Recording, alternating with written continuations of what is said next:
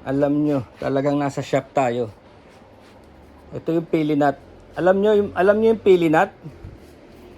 Kaya pala siya sobrang mahal. Unang-una, ang taas-taas ng puno nito. Tapos hinahandpick, may laman to. Lilinisin mo pa. Pagkatapos mong linisin, ibibilad mo pa. Ayan siya, yung may laman pa yun. Ibibilad mo pa. At sa malupit nito, ang hirap pukpukin. Pag pinukpok mo to ng martilyo, kasama na yung laman. Kaya nandito tayo sa shop. Titignan ko kung makukuha natin sa Vice. Ha? Ganun siya. Unless bumili ko ng cracker na ito. Yun ang dahilan kung ba't mahal to. Ayun, na-crack. Ayun, there. So, kailangan talaga ng parang vice-like, vice-like device. O, kalahati lang. Tignan nyo yun. Just tignan mo. Sira pa nga, oh. Tignan nyo yung hirap na yun, oh. Just to crack one. Tapos ito, niluluto to. Nilalagay na to sa Nilalagay na to sa asukal. Oh, that's one. Oh, nakakuha tayo.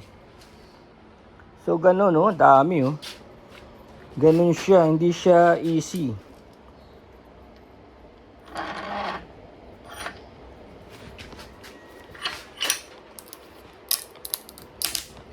Yan.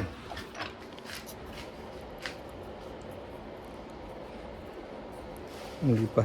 Kasi ayaw mo ring tuluyan eh. Kasi pag tinuluyan mo, wasak din yung laman eh. Kagaya ng nangyari kanina, di ba?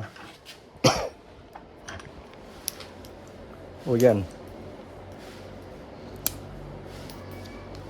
O ito, isang buo na ito. Isang buo na. So ready na itong kainin. Masarap siya. Ayan yan. Pili nut. Mahal. Mahirap i-process. Yun. Masarap. Sarap. Binili ko to sa mga bata sa General Nakar. Yung offer nila, siyempre gusto ko rin silang tulungan. Kaya lang pinipresyohan ako ng 200 para sa a bunch of avocados and a bunch of pili, no. Sabi ko, mahal. Dito nyo lang kinuha yung sa gubat, nandito sa gubat eh. Sabi ko, bilhin ko lahat yan ng 100. Knowing na knowing na hindi rin ako sigurado kung ano ba yan. Ano ba yung, maganda ba pagkaka-harvest yan? Tama na ba sa gulang yan? Hindi ko alam. Gusto ko lang silang tulungan. Pumayag, binigyan ko 100. Kinuha ko, walang pumapansin. Pinupukpok namin ng bato, wasak lahat. So, inuwi ko lahat. Ito nga to, ako na nagpatuyo nito. And, dun sa 1 kilong avocado, 3 lang nakain ko.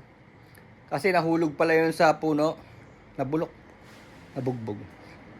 So that's it. Pero sarap. Sarap ng pili. Sarap. Oh. God, sarap oh.